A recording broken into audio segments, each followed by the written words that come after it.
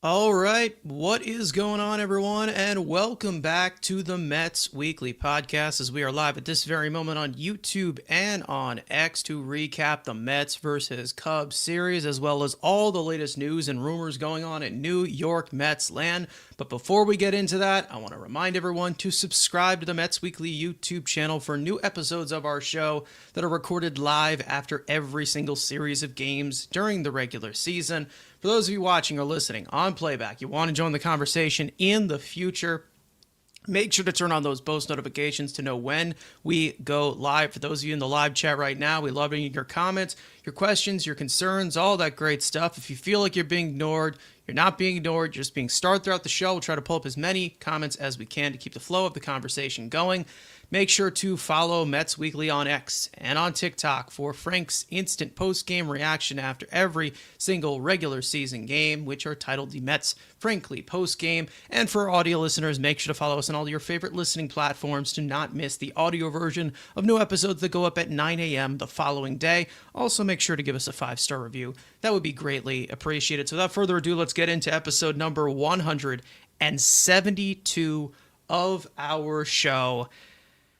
And I don't even know how to feel at this current moment. I'm very flustered. I have, maybe a little bit of PTSD, maybe a little bit of, waiting for the other shoe to drop. But either way, if we're focusing on what happened the last 3 days, it was definitely a good result. The Mets get 2 out of 3 from the Cubs, a contender in the National League.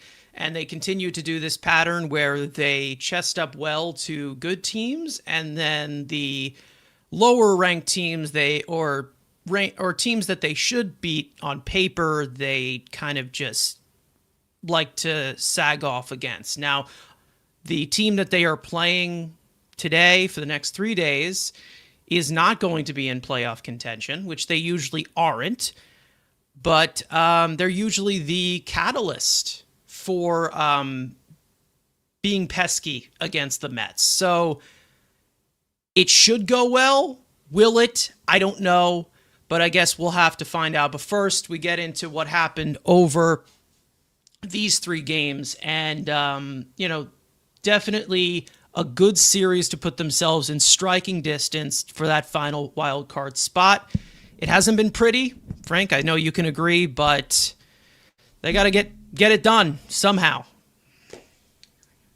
This whole season has not been pretty, and that's why we're in the position that we're in. I mean, I don't think, going into the year, we predicted that, that last series against the Marlins, that is what is going to decide if the Mets reach the postseason or not, because if that's the case, that means that this team did not live up to expectations as far as win total. They obviously hit the under as far as what people expected. And you probably would have said, oh, they must have had a bunch of injuries. They must have had the star players weren't there. That's why they end up in this position. Nope, they've been healthy. So for this to happen, this is the reality. Like you said, a little bit of PTSD, but they did this to themselves. When you have 82 wins going into the final weekend of the season, in my opinion, I think they're kind of lucky, because that's another thing you said. If you're like, okay, well, overall, from a full baseball standpoint in the National League, what is the magic number of wins that you think would be required in order to reach the postseason?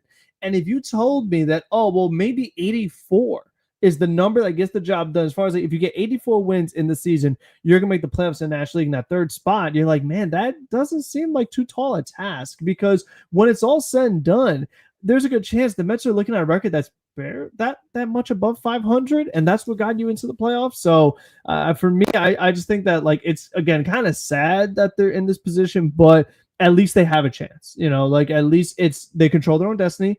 They're the ones that are a game ahead, so they don't need to rely on anyone else doing anything else. If they win their games like they are supposed to, they're in.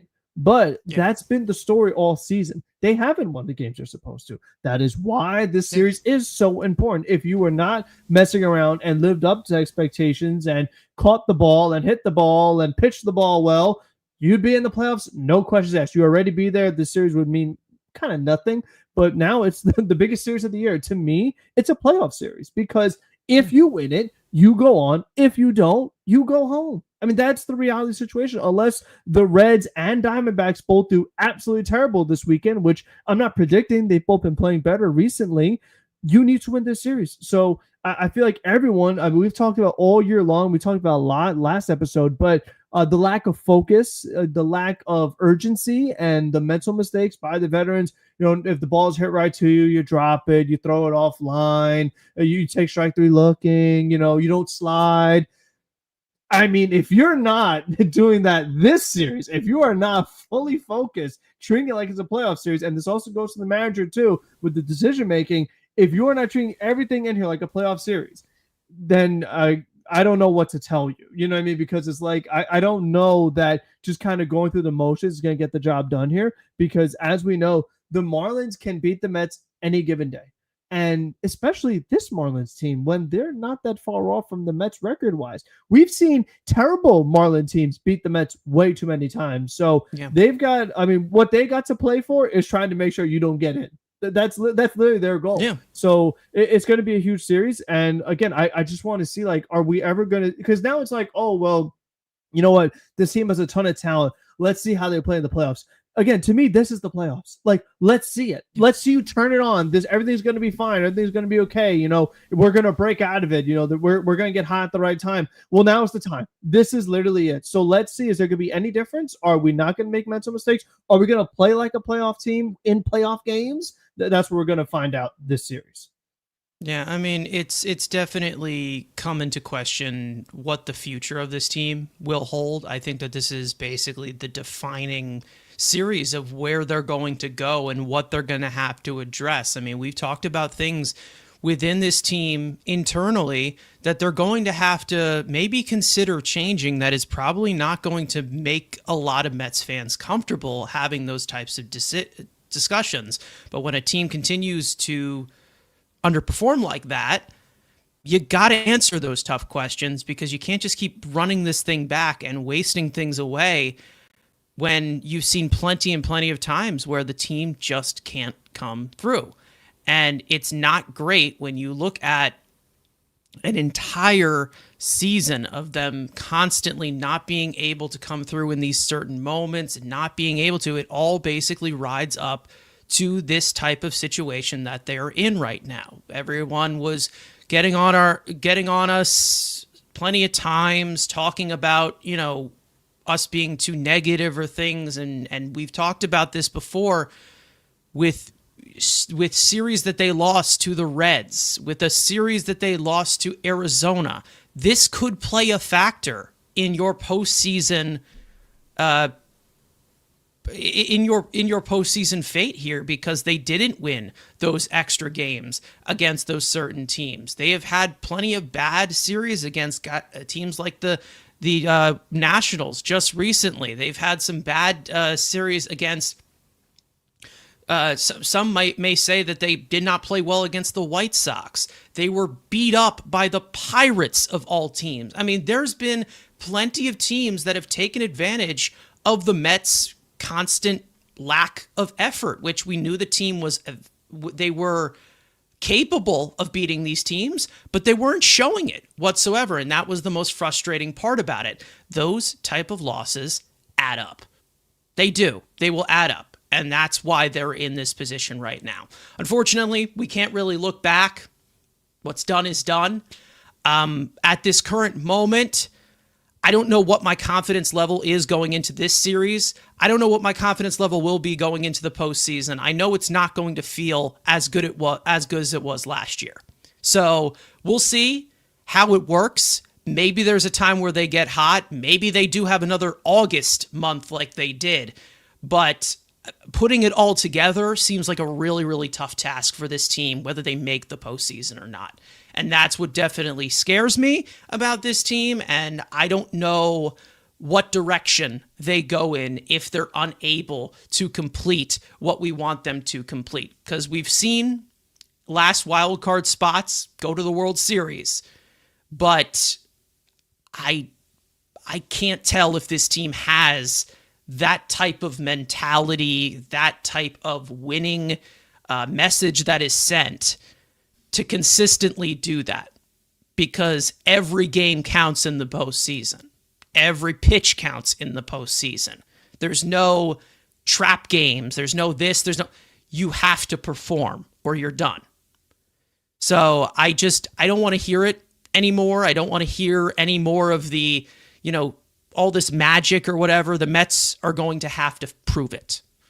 And it hasn't really been much proving this year. And I hate saying it like that when you're still in playoff position, but we expected a lot more. We expected a lot more than a less than possibly 85 win team. We expected a lot more. I expected I was down on that 2023 team to win 80. I expected them to win 84 games. Turned out to be right about that because that team ended up selling at the deadline. This team, as flawed as it may be, I at least expected 92, 93 wins. Nowhere even close. Nowhere even close. Even worse than the team that got off to such a horrendous start last year, which is just unfathomable. And it's just a weird feeling to have while you're in a playoff race. Sucks. I think, you made a good point of putting it all together, because even if you do see, let's say the bats wake up, Nemo continues to swing a hot bat, Lindor swings a hot bat, let's say Soto and Pete do something. Does your pitching hold up? Do you get some good starts out of your guys? Does your bullpen hold up? Are you going to make some plays in the field? Is the manager going to be good? And I think on the flip side, if you get a gem from a starting pitcher, they pitch really good. Did your offense come through? Did you get a bunch of runs on the board? Did you catch the ball around them? It just, like you said, getting it all to work at the same time for an extended period of time is something that has not happened yet at any point this season. Even when the Mets were 21 games above 500 and they were in first place and everything was great, the hitting was still not where it needed to be. So, like you said, there's been no point in the season where they have clicked on all cylinders in all aspects, which, if you want to be a team that makes it to the World Series, you need to do. You have absolutely got to do it in any part of the postseason. If you have like a major flaw where you can't catch the ball, you can't score any runs, your pitchers can't get out of the fifth inning consistently, you're getting eliminated. Like, you are not going to get very far if you have any of those issues. And for this Mets team, at different parts, we've seen all of these issues, and they kind of, if you don't have one, the other one shows up. So no matter what, it always feels like they got one of them going any given night. So that's why it's time to see it. Like, what are you made of? That is what we're going to find out in this series. And like you said, if they make it, then we'll really find out what's this team capable of. And then it will give us a much better indicator of how you approach your offseason. And like you said, uncomfortable decisions, definitely some uncomfortable discussions, because like you said, they have put the same group together year after year. In theory, on paper, seems like a massive upgrade. Like, it's supposed to be a better team, but they're worse. And that team last year, we have to remember, was under 500. They had one of the worst records in the National League going into June. And to your point, still have a better record than this team did, when this team, other than opening series, did not have an under 500 record at any point this season. So it's just kind of been the win one, lose two, win two, lose one. That's been the case all season long. They've had, 3 7 to 8 game losing streaks? I think that's a record you don't want to have. I think they had 1 7 game winning streak. So that's just kind of what we've seen. The 0 to 100. It's either really good or really bad. And there's been a lot of really bad in many different stretches. And that's how you end up in this situation. And you know what? We're going to get to the Cubs series next. It's a good thing they won it, because with how the Reds played against the Pirates, they needed to win as many of these games as possible, or else this series against the Marlins would become even more difficult. They're fortunate that no matter what, they already have a 1-game lead. They don't have the tiebreaker, but I mean, at least that's something that you have in your back pocket. They don't have to win all 3. You would like to, just to give you just some kind of comfort, but at least they have that going for them. I mean, there's plenty of teams that the Mets don't match up well against, and there's some that they do match well up against. I think the Cubs are one of those teams they do match up well against, and that's the main reason as to why they were able to kind of outslug them. They also always do pretty well at Wrigley. So again, it's more of just the history, more of if you want to paint in that narrative or not. But that was definitely a good series that they had. There still was some rough things around the edges as well, and we'll get into that. San Diego is another team that I think that they match up okay with. But Dodgers, I think it's flip half and half. Philly, they match up well against. I mean, it's it's all really just the fact of, how do things set up, and how do things, how do the dice roll for them? Because I don't see this team doing well with adversity. I really don't.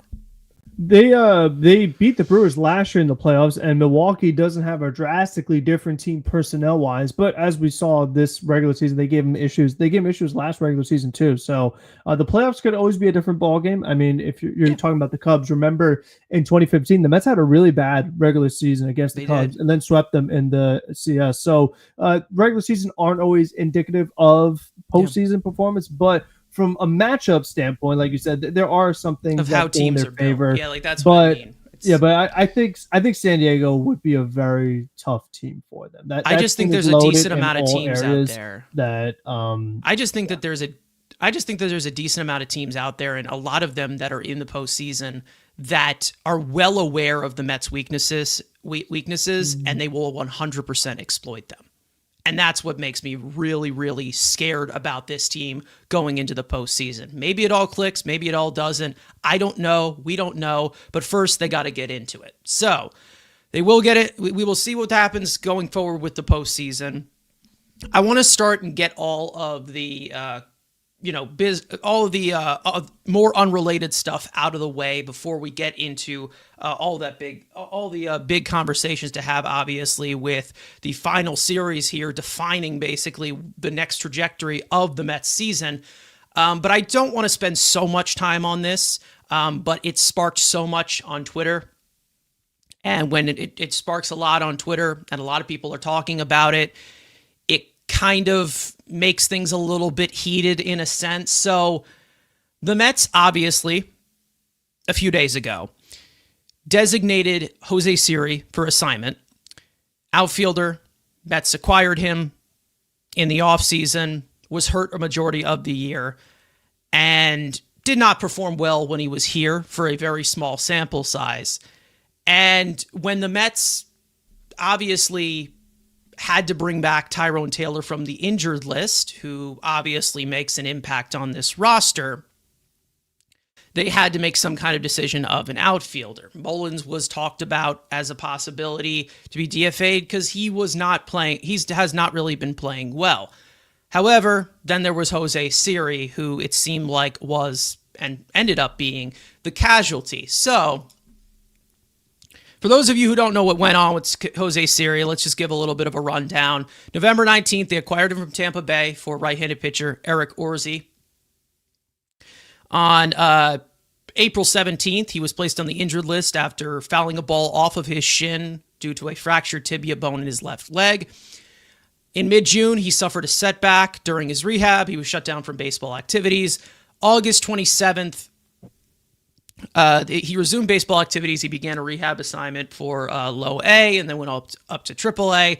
And then he was activated from the 60-day IL on September 9th, which is a few weeks ago. Played his first game back against Philadelphia, a game I actually was in attendance for. Just, some useless trivia for everybody.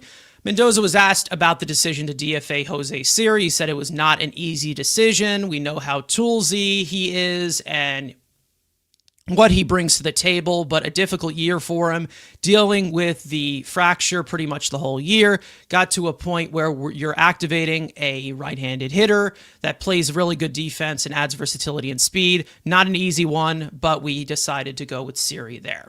Obviously, this year, in the small sample that he has played, Jose Siri, 16 games, 36 plate appearances. He's actually walked at a career high, but that's obviously fluctuated with a small sample size, has struck out in almost half of these ABs. He's slashing 0.63, 167, 146. He had 2 stolen bases, not a single homer, 1 RBI, a negative 11 weighted runs created plus, which is 111% below league average of production, and a negative 0.4 wins above replacement. Now, when this obviously happened, when he was designated for assignment, we had about an hour later Jose Siri go on Twitter and say this, saying why baseball is so cruel sometimes, putting a zipped lip emoji and a thinking emoji. This was via Siri on Twitter, the day of him getting DFA'd, which was on the 24th.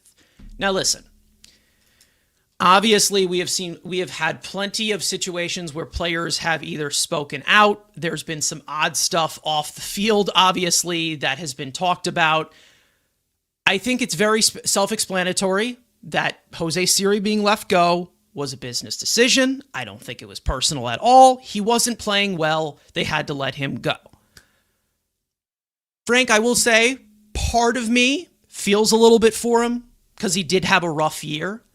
But accountability is accountability. I mean, from what we saw, especially from that performance against Washington about a week ago, unacceptable. And somebody had to be held accountable for it.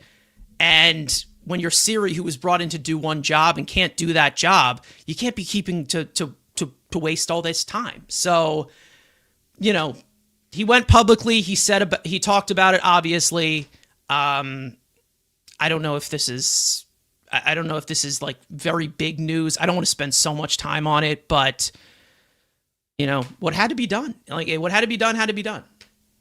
I mean, they tried. We talked about it before, but it's like, you know what? Even when you had Mullins here and someone like Jose Siri, we're like, man, they seem kind of redundant. They're both guys who are here for their defense and, don't have much of a bat. One's right-handed, one's left-handed. Obviously, Siri's come up with a broken leg, a really bad injury. He had a setback. It's not something that you just come back and you're ready to play again, especially we're talking about the position of center field, having range. I mean, when you have a bone that big and your leg fractured, it's going to be difficult to have full speed for the rest of the season. So I understand that aspect of it, but just overall, like you said, it wasn't just like a bad season. It was like one of the worst seasons you could possibly have. I mean, you almost couldn't be worse if you tried, and I'm not even exaggerating. When you're talking about having a 063 batting average, I mean, someone could almost get that by mistake. Someone could almost get that just by strictly bunting in order to get those kind of stats.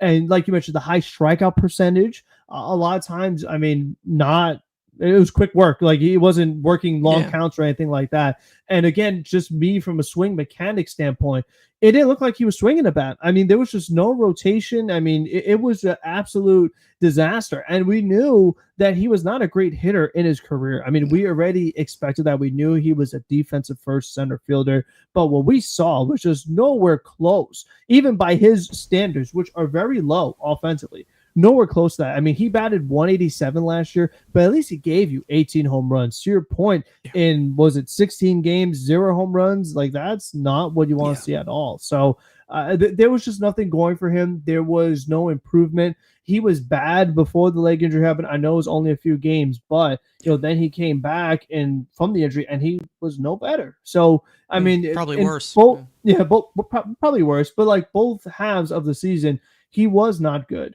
His defensive center field was not great, and even his arm was not impressive to me.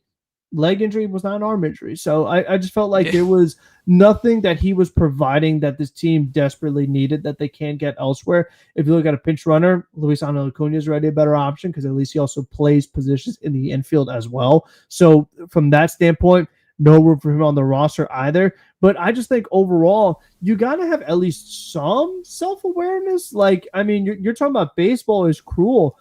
As a fan, what you were making us watch and suffer through was cruel. I mean, this organization paid you millions of dollars, and this is what you have to show, a negative 15 OPS plus. I mean, what was that, 115% below league average? I mean, again, how much worse can that mathematically get? I mean, that is how bad of performance we are talking about here. And again, not making up for it with the glove.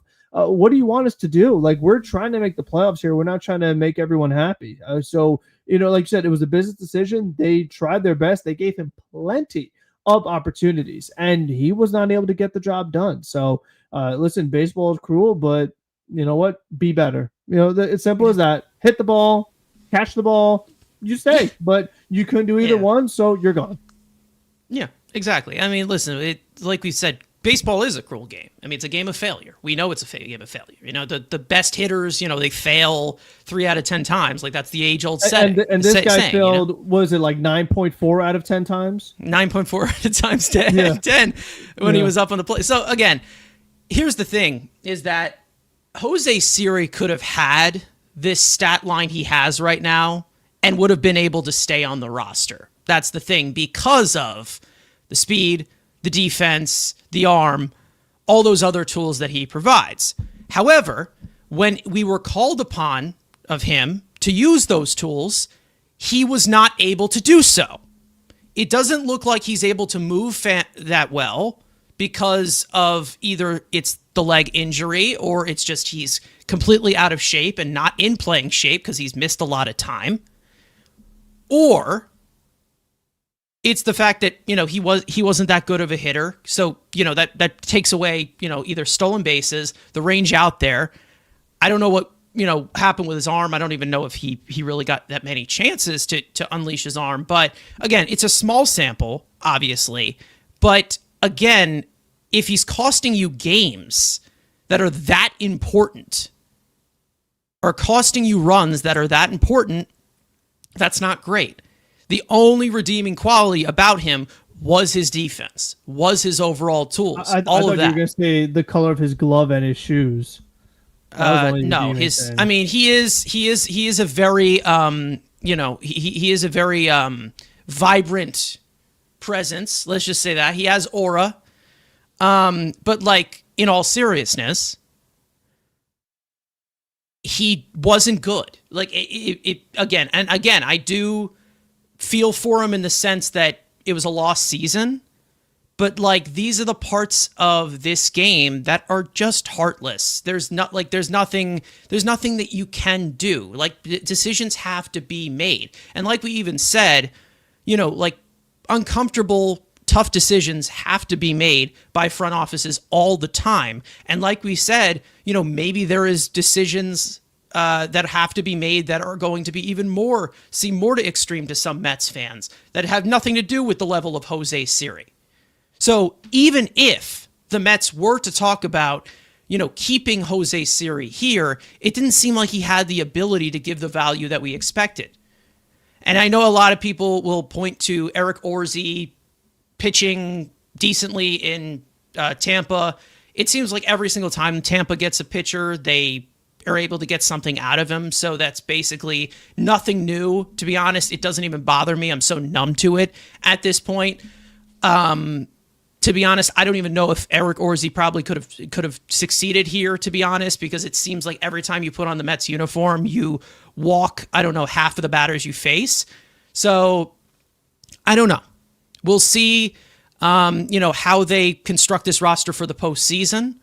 But Jose Siri will not be on it, and likely he will be released after he goes through waivers, because I don't think anybody's going to pick him up. No one's going to be desperately like, oh, well, he's not going to be postseason eligible, and yeah, let's just pick him up for these last 2 games. I could see the Marlins picking him up tomorrow and, you know, putting him in the lineup just to troll us. But, you know, in all seriousness, he wasn't good. Didn't work out. He didn't do what he needed to do, and that's just the heartless part of baseball. And I get it. You know, if you take it personally as the player yourself, but as for fans, from our perspective, we're trying to win here. You weren't helpful with that, and that's it. It's not personal in any way. You know, that's just how it is. So I mean, listen, like I said, I feel for him. Rough season for him. Rough year, lost year for him. But we'll see what happens. Will he get some kind of revenge home run against us in 2 years? Maybe. Who knows? That's kind of just what usually happens of the Mets when they anchor somebody. But as of right now, I don't think that they need to worry about it. Because Tyrone Taylor's back. And I think we all saw the impact that Tyrone Taylor can have on this team. Even though it's not frontline impact, it definitely helps this team. I think the defense got so much better with him coming back. Like, it already just completely got better with him coming back with defense up the middle. So, again, whatever. Tyrone Taylor is back. Jose Siri is out.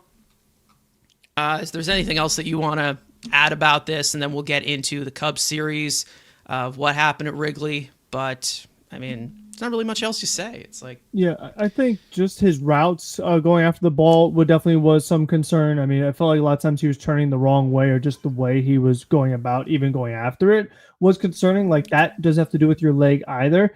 And then to your point about the arm, not much of a sample size. Well, Tyrone Taylor, as soon as he comes back, he throws out a runner at home plate in the Cubs series. And it's like, boom. I mean, talk about instant impact defensively once Tyrone Taylor is here. And you see that happen. You're like, oh, wow, that's what a good fielding defensive center field does. And it's like, Taylor's not great, but these other guys are just so bad that they make him look decent. And it was so interesting that after Taylor had the 2 RBI hit last night against the Cubs, Ron Darling said, you got to keep Taylor in the lineup every day. Like, he has got to start in center field. So surely enough, tonight, Cedric Mullins is starting in center field for the New York Mets. I don't know if this is because Taylor is not fully healthy or they're trying to ease him back, but like we said, you should be treating this like a playoff series. You only have 3 games left. Man, I really thought that Taylor would have been the lineup because he should have been the lineup. However, he isn't, and Cedric Mullins is, which he has done nothing, absolutely zero as a Met to warrant getting a start in the last series of the season. Unfortunately, I know exactly why he's in the lineup, and that's because of his career against Sandy Alcantara or Cal Alcantara. But, you know, the more of just the track records, and we have so much talent on this team, I don't know how many times we can administrate that type of message until it just completely fizzles out. But Will White saying, you mean the Taylor that you all wanted gone? I never wanted him gone. Maybe this guy next to me wanted him gone for a second. I don't know. I just want people who could like hit the ball. I mean, I know it'd be such a tough task. He's wearing number 15 at all. He could at least hit. That'd be great. Yeah, well, they should have retired 15. I don't know what to tell you. They should have. No, they definitely should have. But if it was, Taylor batting ninth, like we said, but that's what he can provide for this team. And he's also the best line drive hitter on this team. Like, believe it or not, he is the best line drive hitter on this team. If you didn't know that, for a team that pounds the ball into the ground, that's something I will take from the 9-hole too. But he used to hit more home runs when he was in Milwaukee, though, and he doesn't do that anymore. God, I wonder why. I wonder why. I really do. But, we don't have time for that. Musket Smoke saying, short of health related, Taylor should be in. I do agree that Taylor should be in. But I think that he'll get a decent amount of playing time, but I guess, Cedric Mullins' career against Sandy is what's taking priority here. I don't know. But we'll see. Taylor is, best described as a fourth outfielder, as a part-time player. Unfortunately, all the other center field options we've had has made him kind of an everyday player. With him going down, I think everybody also realized what they were missing with Tyrone Taylor and what he gives you. He's a smart baseball player. He's actually one of the few on this team that doesn't make that many mental mistakes. Like, he really is a smart baseball player. He's one of the few on this team. And that says a lot when you're talking about a team that, is supposed to have these supposed star leaders on it. Tyrone Taylor, who is nothing close to a star, is that guy who gives you those types of intangibles in the margins. I also do think that Tyrone Taylor should be in center field tonight because of how big the center field area is in Miami, but I guess we're taking offensive potential or offensive track record over this one, but it's whatever. We still need to see the big guys step up. No matter what, we can nitpick the bottom 3 of the lineup, but we're going to have to see something, at least, from this offense to not show the inconsistency or the low floor or the high, or but maybe show the high ceiling against a Marlins team that they should be beating. But, we'll get into that Marlins series. Let's actually start off with this Cubs series of what actually happened before we get to this point. We'll obviously start off with Game 1, and that being, of course, Francisco Lindor leading the game off as the first batter with his 29th home run of the year, to put the Mets in front out of the gate, but David Peterson would make the start, and even though the defense behind him was not great, he was not any better. Unable to get out of the second inning, surrendering 3 hits and a walk, and only getting 1 out, Huskar Brazaban would come on to finish the frame with a strikeout and a ground ball to close the book on Peterson. An inning and a third innings pitched, 5 hits, 5 earned runs, 2 walks, 1 strikeout on 42 pitches. Brazaban would come back out for the third and toss a scoreless frame with 3 ground balls. He'd come back out for the fourth as well, and after a 1-out single, he'd get plagued by the Mets defense as well, with 2 costly throwing errors by Jeff McNeil, putting the Mets in a 6-1 hole after 4 innings. But in the fifth, the Mets would fight back after a leadoff single by Starling Marte. Francisco Alvarez would reach on a fielding error by Bancy Swanson, making it first and third. Francisco Lindor would drive in his second run of the game with an RBI ground out. Juan Soto would follow up with a walk. Pete Alonso would make it 6-3 on a hard line drive single to the opposite field for an RBI. And Brandon Nimmo would tie the game at 6 with his career best 25th home run of the year to erase a 5-run deficit. Ryan Stanek would pitch the fifth and work around a 1-out walk to toss a scoreless inning with a strikeout. In the sixth, after a 2-out double by Jeff McNeil and a walk to Francisco Alvarez, Francisco Lindor would give the Mets the lead with an RBI single. However, after getting the first 2 outs of the inning, Gregory Soto would lose his third batter to a single. Tyler Rogers would come in and allow that base runner to score on a walk and an RBI single to Seiya Suzuki, tying the game back up at 7. Rogers would come back out for the 7th, and just like Soto, he'd get the first 2 outs with ease, but surrender a single, a stolen base, and a walk, forcing the Mets to go to Brooks Raley, who would keep the game tied, striking out Pete Crow Armstrong to end the inning. In the 8th, Brett Beatty would lead off with a bloop single. Pinch runner Luis Angel Acuna would steal second to put the go-ahead run in scoring position with 2 outs, setting up Francisco Alvarez, who would launch his 10th home run of the year to give the Mets a 2-run lead. Edwin Diaz would come in for the 8th and bid for a 6-out save, and he would retire all 6 batters he faced, striking out 5 to end the game, securing a huge comeback win in the series opener, 9-7. Game 2, Jonah Tong would get the start, and after fighting through the first 2 innings, he'd struggle mightily in the third, not getting a single out, surrendering 2 singles, 2 doubles, and a walk, as 5 runs would come across. Richard Lovelady would finish off the inning to close the book on Tong. 2+ innings pitched, 7 hits, 5 earned runs, 2 walks, 1 strikeout on 56 pitches. Lovelady would come back out for the 4th inning and surrender a leadoff home run to Matt Shaw to make it a 6-0 Cubs game. The Mets would get on the board in the 5th after a leadoff single by Mark Vientos. Francisco Alvarez would launch his 11th home run of the year, a 2-run shot, and his 2nd of the series. Richard Lovelady would come back out for the 5th and walk his first batter as the Mets would pull him for Clay Holmes, making his 2nd appearance out of the bullpen this season. Holmes would get plagued by more horrendous Mets defense. After getting the first 2 outs, Mark Vientos would commit a throwing error and a run would come across. Holmes would throw a wild pitch to bring in another run to make it 8-2 Chicago. Sean Manaea would pitch the 6th in relief and struggle as well, surrendering a 2-run homer to Michael Busch to extend the Cubs' lead to 10-2. Ryan Helsley would get the 7th and toss a scoreless inning with a strikeout. In the 8th, Juan Soto would launch his 43rd home run of the year, a solo shot to make it 10-3. Helsley would come back out for the 8th, and after such a quick 7th inning, he would toss another scoreless frame with a strikeout, but the Mets would go quietly in the 9th to end the game and even up the series in a blowout loss, 10-3. And in Game 3, Nolan McLean would make the start and toss a career high in strikeouts, but it would get spoiled by 3 separate long balls into the Wrigley wind.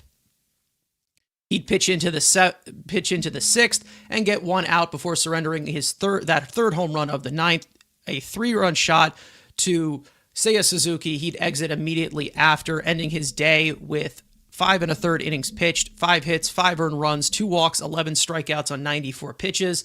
and Ryan Stanek would finish the 6th, working around a hit of his own. The Mets would jump out to an early lead in the 1st after a leadoff walk to Francisco Lindor and a double to Pete Alonso to make it 2nd and 3rd.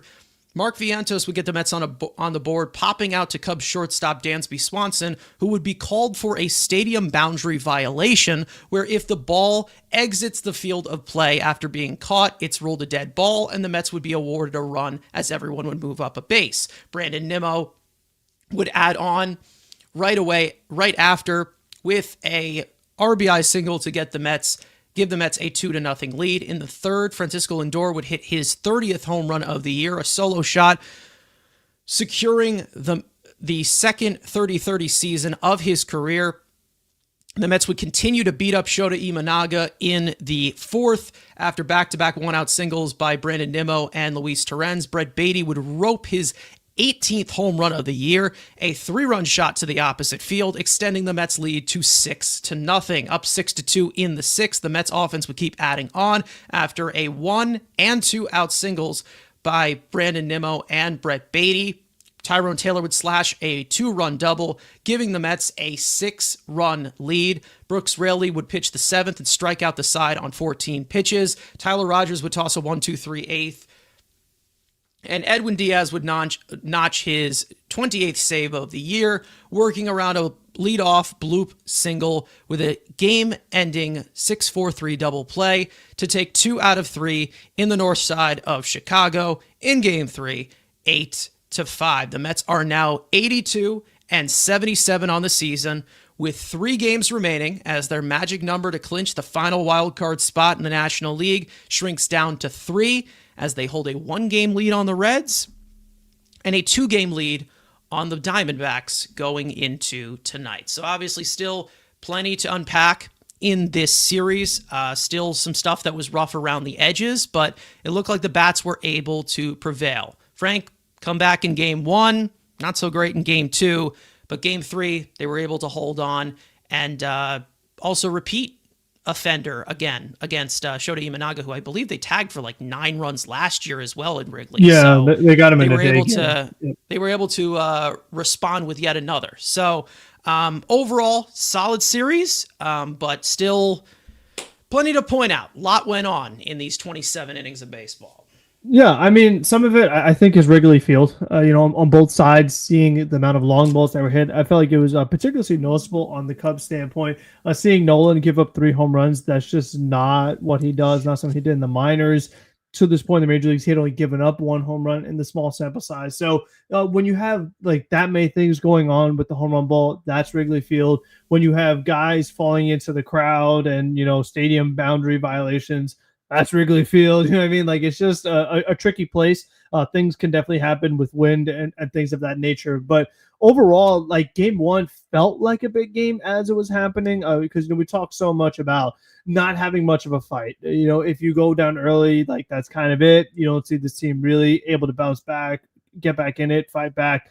And they were able to do that. And for me, obviously, Francisco Alvarez hitting that home run late, that was big for him. It was big for me. It was big for the team. And I hope that if they do what they're supposed to in this Marlins series, it's a play that we can look back on as being like, wow, like when we talk about, the Mets yearbook of 2025 on SNY, like that's one of the games I feel like you're going to show. The Mets make this big comeback. Alvarez is this huge home run and they win the game. I feel like that's going to be one of them, in my opinion. It's a tough Cubs team. It was Game 1 of the series. And you're just hoping that, like, when you see these moments, like same thing happened last week when Alonso had his big hit in extra innings. Like, you always want to say, like, okay, this is the turning point. This is where they're going to get on the run, and like it gives them the energy, whatever you want to call it, to make a push here. And then the very next day they go back to sleep, and it's just so frustrating because it's like they never figure it out. They never just get on the roll. They never find the hot stretch and just keep it going. Like, it's just always something happens where it's like the next game they play like absolute crap. They get blown out, don't fight back, and you're kind of back to square one in a certain sense. And it just feels like that big heroics in Game 1 is almost kind of erased in Game 2. Yeah. But then in Game 3, like you said, they bounced back for the most part. It was getting close as the game was going along. That's another thing we know they're well aware of. Score a lot early, fall asleep late, They did that, and you were like, "Oh my gosh, the Cubs are slowly but surely coming back." And the bullpen was really able to, hang on there and get the job done. I feel like the bullpen is a little bit of an unsung hero in this series, considering some of the lack of length they got from some starting pitchers. I feel like they really were able to kind of, hold the fort, and it's something that they really need. They need the bullpen to step up because, as we're going to get into, the way this series is set up, since you started Nolan, who's actually your ace right now. Technically, he's been their best pitcher this last month or so. You don't have your ace for this last series. So you're going to count on Sproat tonight. But the rest of it, the bullpen's going to have to step up because we know Sunday is going to be interesting. We know Saturday is going to be interesting. So it definitely is going to be something to watch. I do feel like with Tong in particular, they really have to, if they make the postseason, they've got to consider leaving him off, in my opinion. I just feel like he's not ready. I've seen it just the last few starts. He just doesn't quite have like the adjustments he needs for the big leagues yet, in my opinion. He was not supposed to be here in the first place. I've said it a bunch. He progressed through the system very fast. He's still super young. That's just me. I don't think he's ready. I wouldn't just throw him into the fire like that. If you want to try to find a different role for him in the bullpen, you can consider it. But I think for me, it's like, and we're going to get into it later on some of the other starting pitchers, but it's like these guys that you paid to be the starters, especially in the postseason, they need to do it. If they don't get the job done, that's not Jonah Tong's fault. It's not like Tong should not be starting because all the other veterans who you paid a lot of money for can't do their part. So that's just my whole little piece on that. I'm pretty sure I did the post game for Jonah Tong's start in this series, and I said I'm not going to throw the kid under the bus. I'm not going to, because he shouldn't be up here. He shouldn't. We know that he shouldn't be up here, and the main reason as to why he's up here is because of Kodai Senga and because of Shamanaya, because of David Peterson, who have not been able to step up at all in the second half, especially in this final stretch.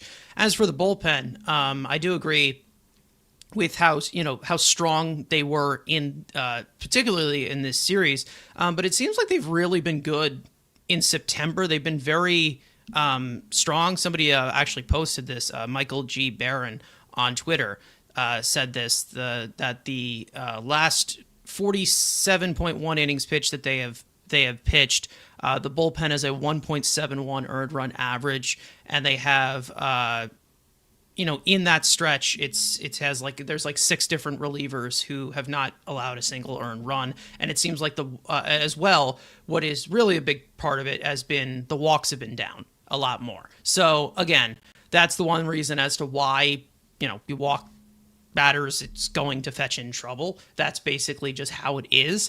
But they've definitely had a little bit more of a collaborative effort here of the bullpen piecing things together. Is it sustainable to how much they were using it? Probably not, considering you had back-to-back starts where the starter could not get past the early stages of the game. So they're obviously going to have to. Someone's going to have to push better for it. Speaking of the starters, like we said, Jonah Tong, I feel like I've been saying this way too much, especially in the second half of this season. David Peterson, what the hell was that? What the hell was that? The defense didn't help you out. Defense hasn't helped anybody out whatsoever. But he's not in a situation where I don't think that he should be starting a game for this team for the rest of the year, because he is just not right. He hasn't been right for months now, ever since he did get that All-Star selection, he's just been not that anything far of that. And Ricardo's saying here in the chat, saying that they cannot start Peterson on Sunday, and they probably will end up starting Peterson if that game doesn't matter. But if it ends up mattering, we'll see. Because last year, we all remember they clinched on 161. Taxi Squad called up Joey Lucchesi to start that last game. So it's all about what that game means. But if that game does matter, who would pitch, though? What's the alternative? Justin Hagenman. Yikes. That's what's going to happen. Yeah. But again, Senga? it's like... That's what I mean. I mean, we'll get him into Senga a little bit later, 'cause but that's I don't crazy. know. I have no idea what they were doing because they pitched MIA and Holmes in that second game because it seems like they were out of arms, which I don't Yeah. blame them because Yeah, Peterson just blew up when in I the saw second inning. Holmes out of the pen in a game that he didn't start, I was definitely scratching my head a little bit there. I was like, I oh, don't know. why are we doing that? They didn't throw a lot of pitches, either of them. So is It that what they maybe it do was for game equivalent to two? like, But oh, well, game instead of three throwing still, a who knows? yeah, it's like maybe instead of throwing a bullpen, that's what they did. I hope, but you never know. You know what I mean? Like you really just do not I have know. no clue. I Yeah, have no clue, and it didn't look like either of them were sharp in those outings either. So I don't know. I really have no idea what's going on here. And obviously there's plenty of stuff to talk about with this. Plenty of stuff to talk about with this starting rotation, and it's probably going to be leaning on a lot more of the young guys, not just for the rest of the season, but also going forward. We'll see what the future holds for that, and we will get into Kodai Senga eventually. But as for the offense, looked a lot better, came in bunches as it usually does. Francisco Alvarez, great to see that power stroke starting to come back. Hopefully it doesn't. Two broken hands. With two broken hands, and now it seems like he's a little bit even more banged up, so I'm sure that'll derail him and we'll just go back to square one. He's DHing tonight, so He is DHing tonight. Yeah, piece. Vientos is not in the lineup, so, and you know what, the way he's played lately, I get it. So and that's what you have to do. Like, we're talking about making tough decisions, but when this game is like a playoff series, you have got to just go with your best options. And if you're saying, Torrens behind the plate defensively, I get it. Alvarez is back, keep that in the lineup. He's swinging well lately. Okay, I get that. So that's what we got to roll with. No Marte, he's not in the lineup. So it's interesting, that this is what they went with. And even to see Brandon Nimmo make a start in center field, that's something that we talked about on the last episode. I said McNeil because Nimmo hadn't really played much center field this year, but he did make a start out there. And it's like, you see that that's kind of the situation we're in. And that's something that they might have to do because when it comes to this point in the season, you just have to put your 9 best players out there. Whether they're the best fits, best defenders, it might not matter. Like, you just got to say, what gives us the best chance of winning this game? Those are the 9 that start. Yeah, and Nimmo for majority of the season has been an eyesore in left field, so putting him in center field wasn't great. And it really just goes to show a lot of the flaws on this team. I mean, that's and in the process, they started Marte in left field the same day. So that was really like, wow. That's in Wrigley Field. That was quite a choice. An elite assortment of range right there. Marte, Nimmo, and Soto. What an outfield right there. What could go wrong?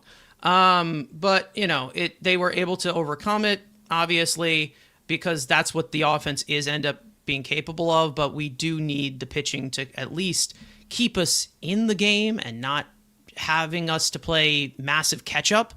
Because I don't expect this rotation to dominate or do as well as they did for the first 2 months, but I expect them to at least go past either 5 innings or pitch into the 5th inning to give us somewhat of a chance. This leaving in the 2nd inning and 3rd inning, I mean, dear God, Jonah Tong, kind of what I've been expecting of the growing pains and everything. He's not ready. He pitched 2 AAA starts. There's a reason why guys don't come up here after 2 AAA starts, especially pitchers. But it was just such a rarity, obviously, and he's also a 22-year-old kid. But David Peterson, someone who's been known as one of his big specialties of giving this team volume, coming out in the 2nd inning, what was that? What exactly was that? They ended up winning that game, obviously, but that can't happen. It can't, and it just goes to show. I mean, with David Peterson, obviously. I mentioned it on Twitter a few days ago when he got kicked out in that 2nd inning.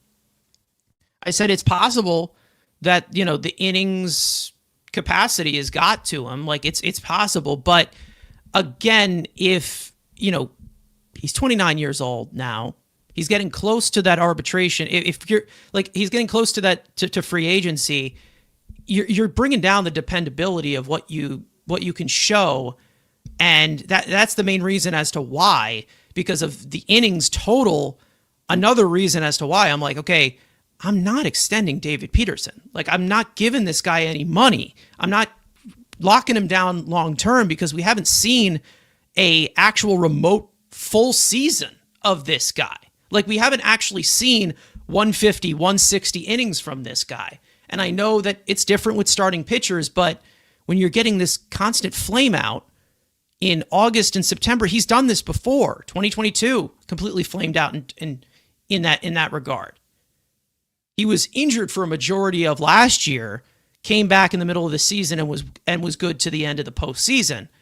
But if you get that burnout out of a certain amount of innings, what good is it? Like, what good is it? And that just makes him undependable. You can't depend on him because, again, burnout's burnout, but it's like the same thing that we're talking about with Siri. It's like, if you're not good to go, if you don't have the conditioning to go, you got to make a decision here. You know, it can't be gone on to, you know, being nice to everyone. Not everyone can win. You know, like that's basically it. And he's looking like a liability right now. Same thing but here's the thing. I can't just completely put the spotlight completely on him, even though I have a history with David Peterson, because NYM-MIA has been just as bad as well. Kodai Senga had to be sent down to AAA, and we'll get into him in a second. But beforehand, let's get into some studs and duds of this series, obviously. Big series win, plenty of offense, some craziness, like we said. But Frank, I'll move it over to you with your stud. I think I know exactly where you're going with this one, but for reassurance, you can tell us. No, since I already talked about it, I actually picked someone else. I'm going to go with Brandon Nimmo. I feel like sure.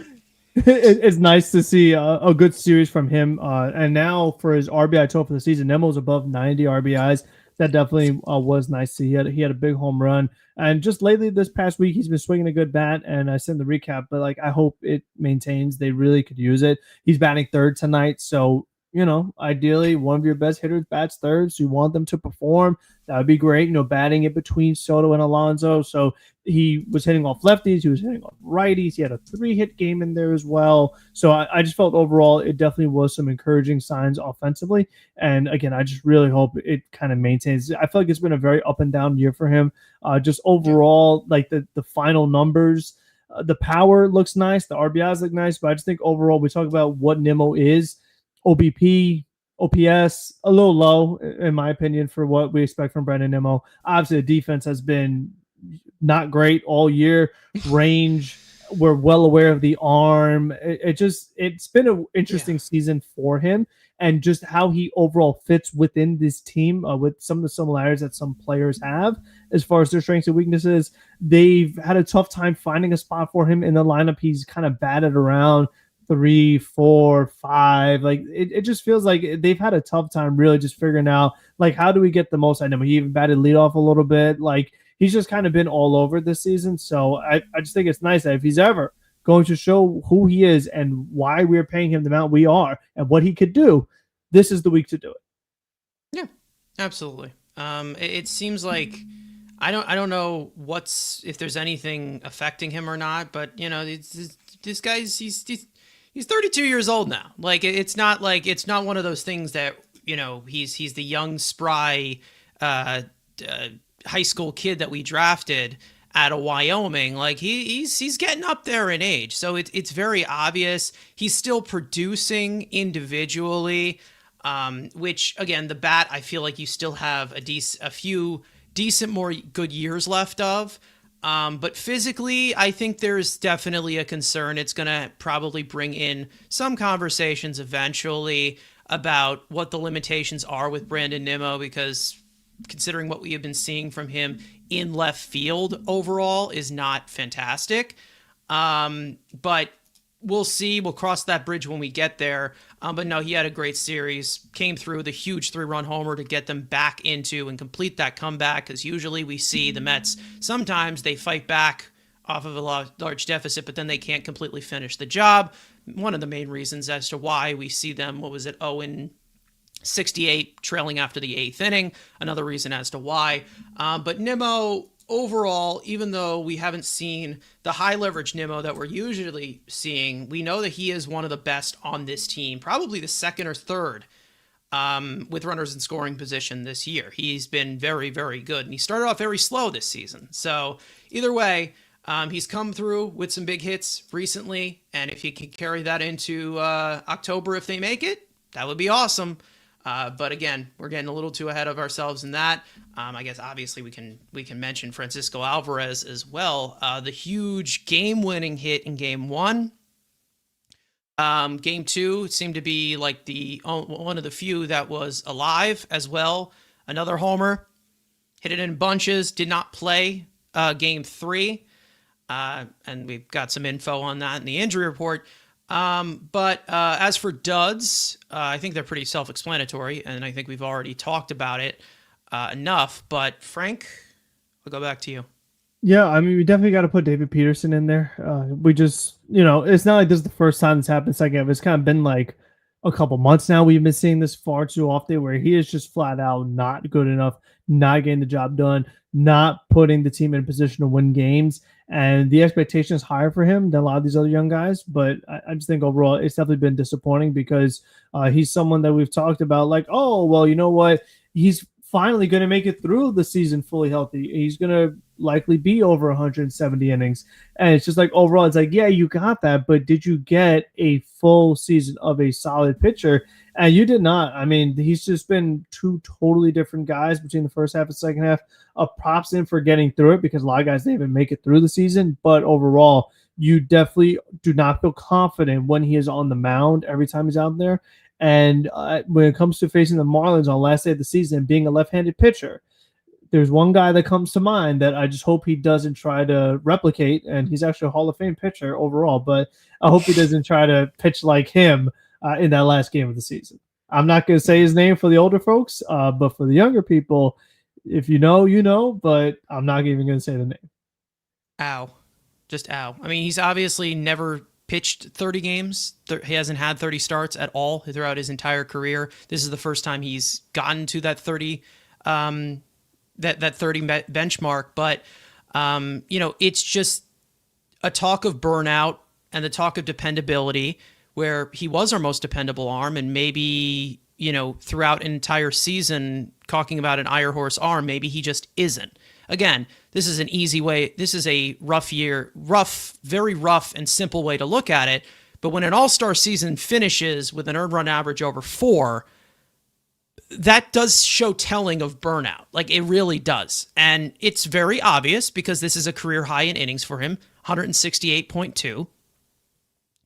And that's blowing past the second highest, which was last year with 121 innings. So, yes, overall, he's been solid recently, but getting that overall volume from him, or getting that overall amount of innings he can draw in towards the end of the season, there's been plenty of times where in the second half of the year, he's had some clunkers.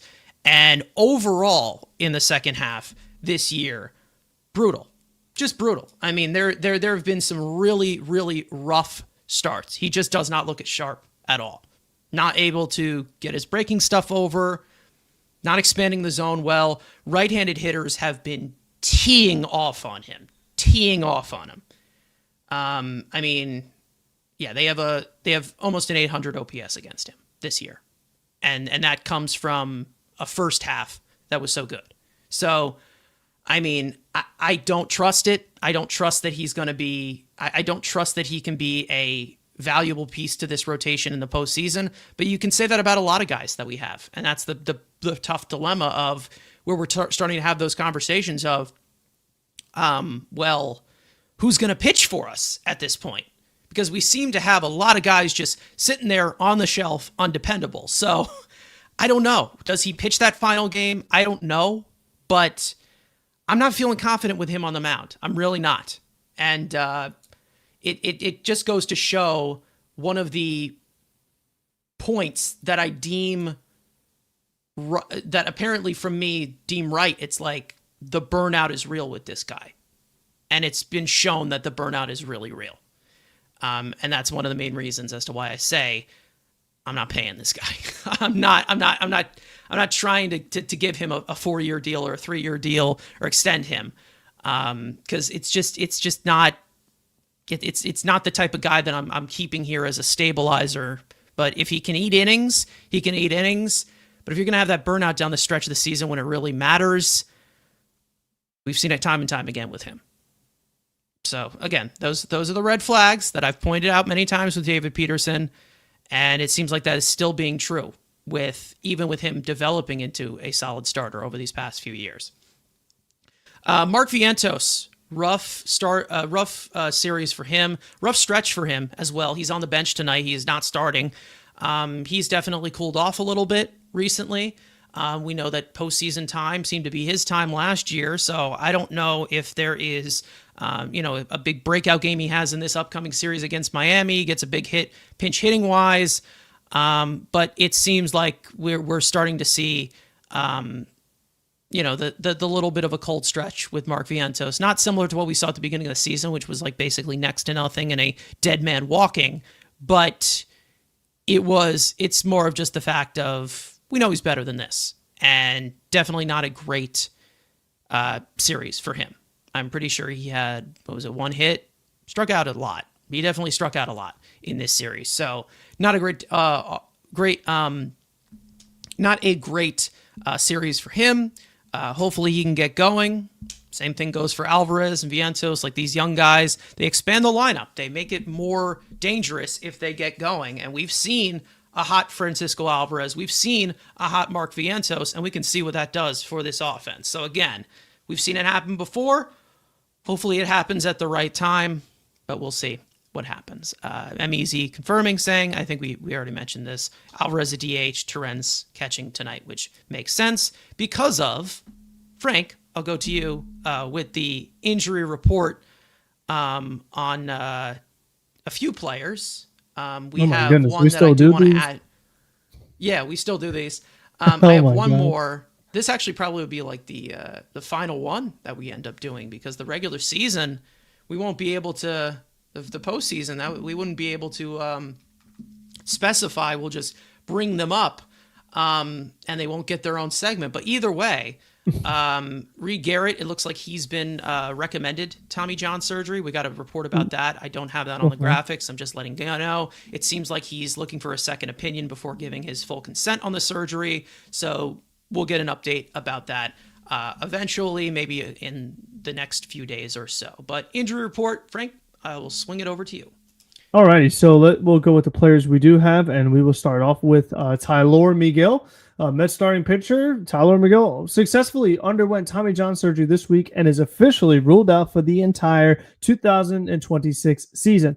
The 29-year-old right-hander has been on the injured list since mid-June due to a right elbow sprain and paused his rehab assignment early this month due to discomfort that required the procedure.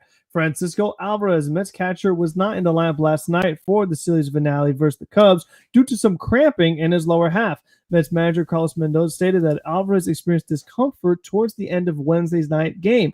After being available off the bench yesterday, Alvarez is back in the Mets lineup tonight, batting seventh as the DH versus the Miami Marlins. So at least he's in there. He can still have impact with his bat, but overall, the catching position, it's very demanding. You're going to experience some cramping, so I guess, but just overall, they could use him. He definitely is a big help. But I mean, if he's not good on his lower half, that's a big issue from the catcher position. You can't play around with that. You don't want wild pitches, not being able to frame. I mean, not being able to throw out runners. I mean, you control the game. You're the other half.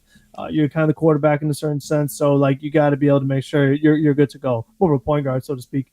So I really hope that he's fully healthy soon. But I just think overall, I understand what the Mets did tonight. If that's what they got to do the rest of the way through, I'm not completely against it. They have some choices to make. I think one of the stud we need to highlight is Brett Beatty hitting the home run off Imanaga. We know the Mets have not really started him against left-handed pitching because he struggles so much against lefties. So to see him go opposite field, hit a big home run, there's going to be some choices they have to make in certain games. If you do face a left-hander, do you start Beatty? Do you start Vientos? And then that also begs the question, okay, well then are you going to put Alvarez back behind the plate? So these are things they've got to figure out. If it's not this series, definitely for the playoffs, is, who are your starters no matter what? That's kind of the question they got to figure out. If this is the combination you got to go with due to injury, that can happen, but we'll see how it goes. Yeah, obviously Marte, I know, has a good career as well against Sandy, but I think they just also wanted to get Alvarez's bat. Yeah, Marte not in the lineup. And I was thinking about this too. We talked about potentially pinch hitting, And it's like the one position you would pinch hit for, it would be Mullins, because you can't pitch it for Torrens since Alvarez is DH. And you would have to take the DH spot out of the lineup. So that's like the one pinch hitting spot. Other than that, I don't think you're really going to be using anyone else. And one other thing, Mendoza, I don't know if we mentioned this, but with the Mets rotation, it said like Sproat, Holmes, and then Sunday TBA. And Mendoza said this is literally one day at a time. So that is not, very encouraging. It's scary. Like, we're talking about last game of regular season, potentially playoffs on the line, and it's TBA. That's not the good. Tom Glavine game is TBA. That's not what you want to hear. Like, that is so concerning to me that, like, you don't know who's starting the game that might decide if you go to the playoffs or not. That's wow. That's all I can say. Just brutal. Wow.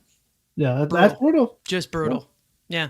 And a lot of that has to do with a certain someone that I do want to bring up right now. Perfect segue. That being Kodai Senga. We just got a few updates about Kodai Senga after he has made 2 starts for AAA Syracuse, getting optioned down a few weeks ago, obviously accepting the AAA assignment. And I don't know whether to call it encouraging or I to be honest, I don't even know what to call it, to be honest, because that's basically just what is become for Kodai Senga recently. You just don't know what to call it, and you have absolutely no idea what's going on. But like we said, first appearance that he had went okay. 6 innings of 1-run ball, 8 strikeouts, seemed to have everything where it needed to be. The next one did not go so well. Couldn't get out of the 4th inning. Gave up a decent amount of hits. He also hit a batter as well. It's not even listed there. 4 strikeouts, 2 walks, 4 earned runs. Now, obviously, these are AAA starts, but it's more of results-based because he's not really coming back from an injury, so we do know. Mendoza said on the physical status of Kodai Senga, physically, he feels fine. He feels he's healthy, but it's just not clicking, especially with the way that the ball is coming out. We also got another report, and this is directly from Mendoza about Senga recently, his latest live BP session that he threw, saying that it's just live BP, but he didn't feel the velo was there, and that's what we saw. So he's going to continue to throw. He's staying down there, and he's going to continue to keep throwing there. It was hot, and he felt the weather there too. That was a part of the report that we got from the pitching coaches, that the weather kind of got to him a little bit, and he got tired. Maybe you credit some of that too. They also asked him about his potential availability for the rest of the 2025 season at the major league level. He said, "I'm not sure. We got to wait and see." He's still got to wait in Florida after yesterday, and we'll see what we got.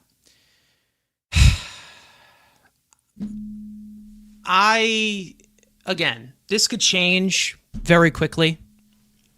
We could have a completely different discussion, whether it is next year, in the off season. Frank, I'm tapping out on Kodai Senga.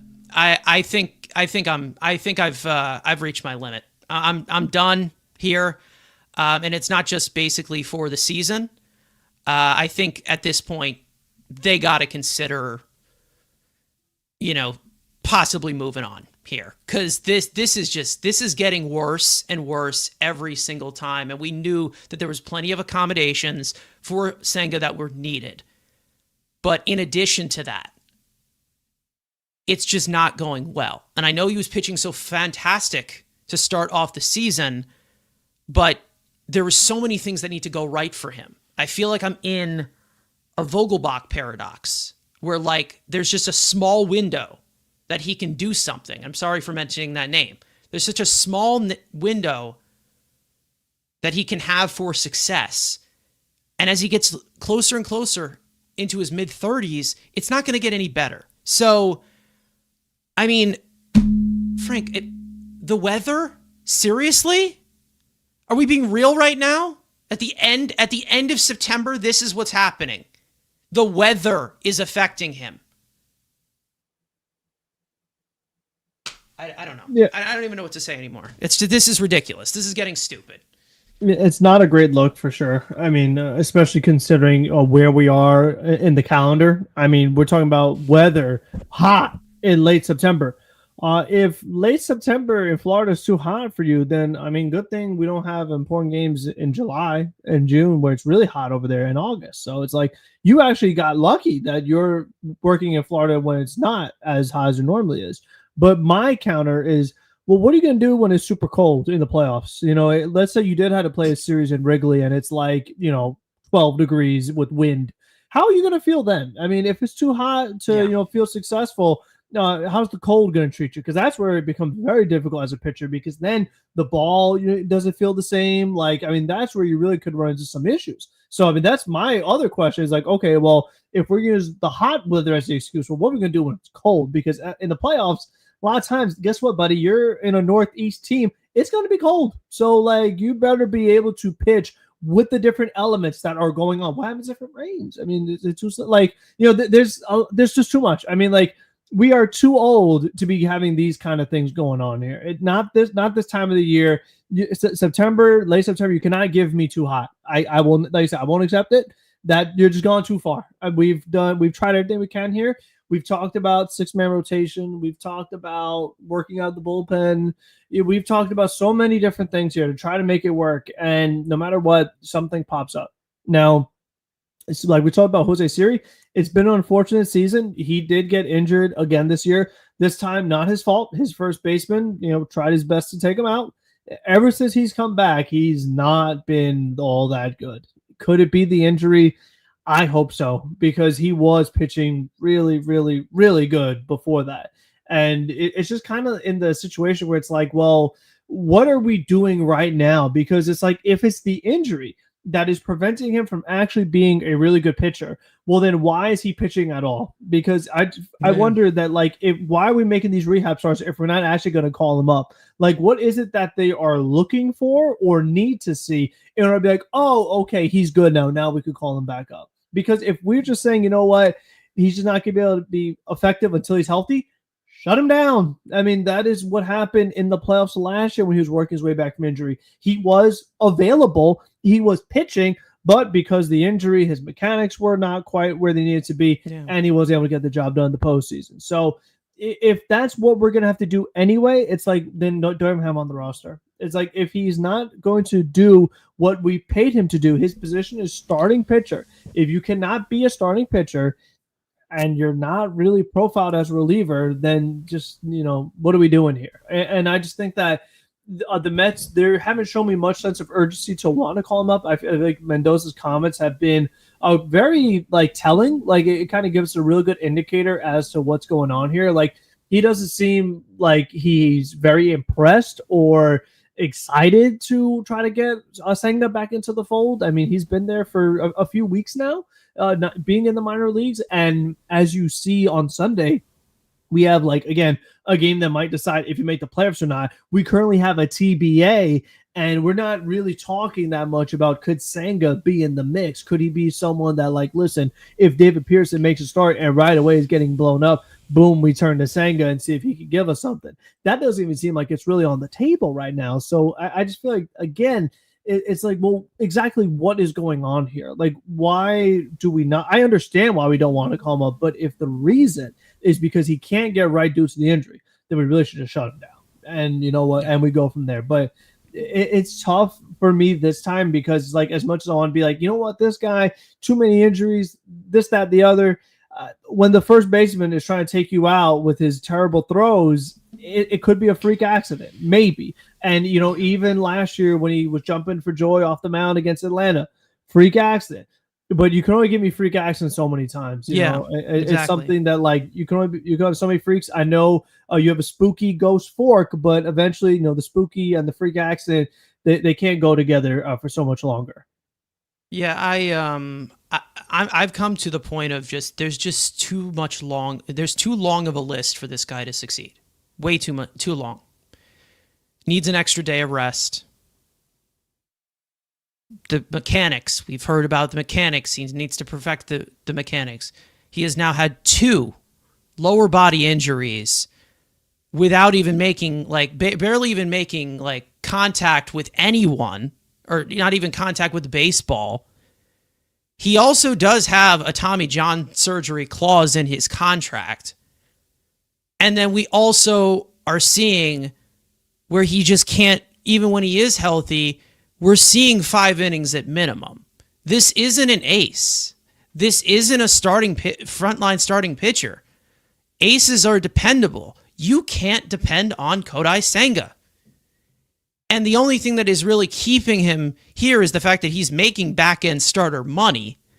So it's not the fact that you are, saying, oh, we're paying him too much for this. That would be a whole situation that we had with Verlander or Scherzer or whatever. But, like, it takes so much for him to succeed that, like, is it even worth it? You can't depend on him.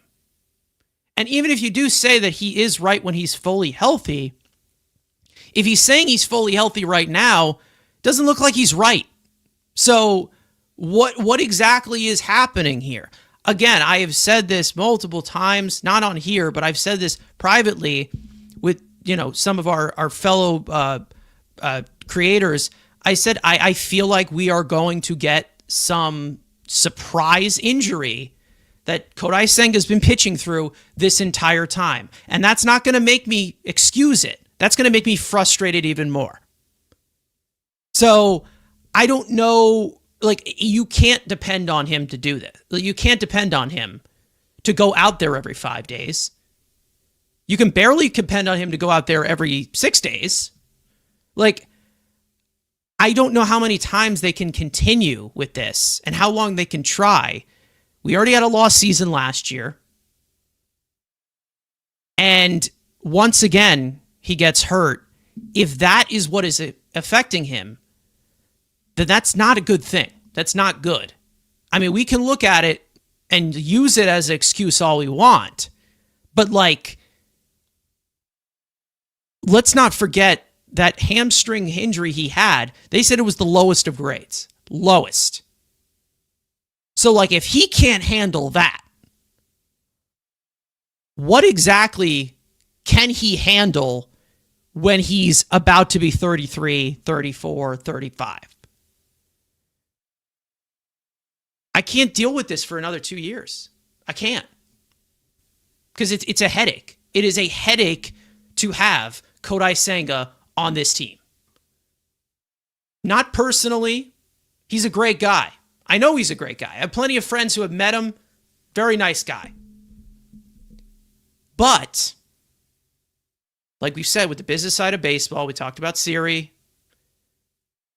Is it practical enough to move on with Senga as a valued member of this rotation with all the accommodations you have to make? And we all were willing to make them because of how well he was pitching. But when he's not pitching well, and we're seeing this inconsistency as he gets older as well. Remember, he had a full career in Japan as well.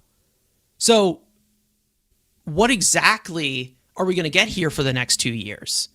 We knew about the question marks of his health. That's always how it is with pitchers. But when we're seeing these types of stretches and we're seeing these things where, oh, well, he's not just right. When are you going to be right?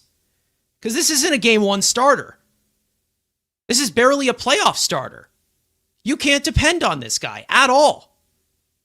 He's not dependable. And I think that when we talked about this entire thing with injuries and all these certain situations, it was a lot different with guys like Jacob deGrom because he was another level that we were willing to wait for. But with Senga, he's not the level of Jacob deGrom. He's not. So, again, there's a certain point where I'm like, what is enough? What is enough with this? Hot weather at the end of September. That is what is killing us. What is it in Port St. Lucie right now? 88. I don't know if that was the same as 2 days ago. Port St. Lucie weather. Let me look this up. And again, this is not going to be accurate because this was 82. That's what's hurting you? And it probably was a little bit higher. Maybe it was 91 or something. 88 or whatever. Like, how much is enough? How much is enough? The weather? Does it affect him with cold? He needs an extra day of rest. He needs his mechanics perfect. Meanwhile, an entire 162 game season will just pass us by. Like what exactly? Like I'm so he's soft. He's soft. It's like, oh, it's November. I'm ready to go now. Let's suit up. It's like, wait, what the the season fuck? ended. It's like, what the fuck? Like, it's always just constantly coming with inconvenience. Like I just don't. Again, could it be the injury? It could be the injury or whatever. But that also is a problem in itself if the guy can't stay on the field. Like that's just another one of those things where it's like, is he dependable enough? Is it worth it? I don't know if it is. I really don't. I really don't know if it is worth it. And maybe the contract is what is saving it, but I'm definitely seeing Senga as a future part of this team. It's disintegrating. That thought is disintegrating real quick. Very, very quick. Because there always seems to be something. Always seems to be something. And you can't deal with that on a regular basis as a major league team. For some reason, the Mets are still volunteering to do so. So I have no clue what the future is going to hold here. But I would not count on Kodai Senga pitching at all for the rest of the season for this team. If he ends up doing it, sure. If he surprises us like last year and he pitches in a playoff game, we'll see what happens there. But he's not right. It's been noticed that he's not right. And if they're saying he's healthy, what's going on here? There's a lot of things that aren't adding up. Because I would not be surprised, like I said, if we have some surprise injury news about Kodai Senga come on in the offseason when the season is done. Wouldn't be surprised. Because we all know we get like those surprise surgeries and procedures that some of these guys get at the end of the year. I would not be surprised if that's what's going on with Senga. And I'm not saying that in a rude way or a sarcastic way, because it just seems to be the situation with Senga. There's always something. There's always something. You can't depend on him. He's not dependable at all. Whether he's talented or not, is the talent worth it? It's the same question we asked with Jacob deGrom. Is the talent worth it to deal with these types of injuries? Apparently it wasn't. Apparently it wasn't, and they let him go. So I'm not saying that Senga should be in the same conversation as Jacob deGrom as of right now, but if you're not available, you're not available. If you can't stay on the field, you can't stay on the field. They're going to find somebody else that can. Like I don't know. I don't know how to articulate it into anywhere else, but like you can't depend on this guy to go out there every 5 days. You can't. In so many different ways as well. Like I said, there's just such a long list. If you want to add anything, it's just like I don't know how to say it anymore. It's like this is getting ridiculous. Yeah, I think at this point, if I'm the Mets and I'm running the team, I feel like if I'm assembling a 5-man rotation, I'm not counting him. I'd be like, if I get him, great. If he needs a 6-man rotation, he could be my 6th starter because I cannot go into the season saying, oh, well, when I'm assembling my rotation, I can count as Senga as one of my 5. Performance-wise, maybe, but I can't rely this guy's going to be on the field. He's almost Cespedes-like in the way, not the way they get hurt, but the more so that like if I have him, great as a bonus, but I can't go into the season expecting I'm going to have this guy. That's the territory he has reached, though. And especially, will I have him the full season? That's even bigger. Like, I also have to accommodate for that, too. Like, even if I say, okay, well, he will be a factor in my rotation in some capacity, but if I do get him, I can't think I'll have him the whole time. Yeah, you can't. Some other shoe's going to drop with him. Like that just seems to be the situation with him. And he was off to a phenomenal start this year. But then once again, it's so easy to derail it. It's so easy to derail him. And obviously, it's a different situation with the catcher position where we talk about Francisco Alvarez and his injuries. Catcher position takes a big beating. With pitching, 50%, 50% of your value is availability. I mean, that's right there. And it's like, if you're not here, you're not here. Say what you want about some of these, back end pieces, which you can compare him to that because he's making that type of money. Guys like, you say what you want. Patrick Corbin's been awful for a while, but he's out there every 5 days. He's out there giving innings to his team, whether it has been the Nats for the last 2 years or he's with Texas now. So it's like, if guys are available, they're available. Like, if the guys are out there, but when you talk about, frontline guys, they also need to be dependable. And they also need to go out there. Hopefully that is something that we get with Nolan McLean. I'm praying that we don't get a repeat of what happened 10 years ago with the young pitchers. But it's like, pitchers get hurt. If they're not available, they're not available. And this is another reason as to why I say, keep it flexible. You don't need to pay out big with pitchers because it's not going to be worth it. 100% won't be worth it. It may look good on paper, it may look shiny in fantasy baseball, but it isn't worth it for the headache of the amount of injuries you see at this position or the amount of situations. Because like I say, we say this all the time, pitching is not a regular motion. It isn't. So you're going to get irregular situations. But when the list starts to add up like we're getting with Kodai Senga, yikes. Rough situation. Let's just say that. And having him sign down for 2 more years of how many innings are we going to get out of those 2 years? I don't know. I really don't know. And it scares the living crap out of me. Anyways, speaking of scaring the living crap out of me, the Marlins.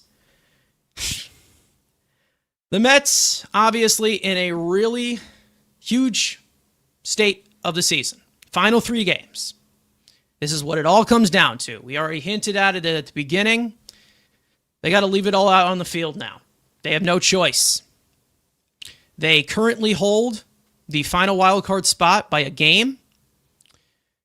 2 games ahead of Arizona, who's on the outside looking in. Miami was just eliminated, so they have nothing to play for, which is usually the case. Some of us would say maybe this is a team you can beat and you're in the driver's seat. But as history has shown, that hasn't been the case. So you never know what's going to happen with the Mets versus Marlins. But what we do know is some of the starters, which I'm going to show you guys as for the probables for this Mets versus Marlins series. Game 1, Brandon Sproat will start the series opener, looking to shake off a Mets defensive shit show behind him last time out. He'll face the struggling former NL Cy Young Award winner, Sandy Alcantara, whatever we're calling him now. First pitch is tonight at 7:10 p.m., which is in about a half hour Eastern time on Pix 11. Game 2, could it be Sean Manaea? Could it be Clay Holmes? Could it be 2 innings from each of them since both of them pitched on Wednesday? Not completely official yet. I think we said, I don't know who's going to be available. Mendoza said Holmes, but Mendoza said Holmes. Okay, so that's what I would probably prefer. But maybe you get Manaea for 1 or 2 innings as well. Piecing it all together, who knows? But the Marlins will start the hard-throwing right-hander Yuri Perez. First pitch is tomorrow afternoon at 4:10 p.m. Eastern Time on SNY. And Game 3, this would be where the struggling David Peterson's turn would be to pitch, but the starter has yet to be announced for Game 162. Like we said, Carlos Mendoza said he doesn't know. They're playing this day to day. And the Marlins will end up starting their 27-year-old right-hander, Edward Cabrera. First pitch is Sunday afternoon at 3:10 p.m. Eastern Time on SNY. So the pitching, just as big of a question mark as has been for the last few months, but in more dire situations for this team.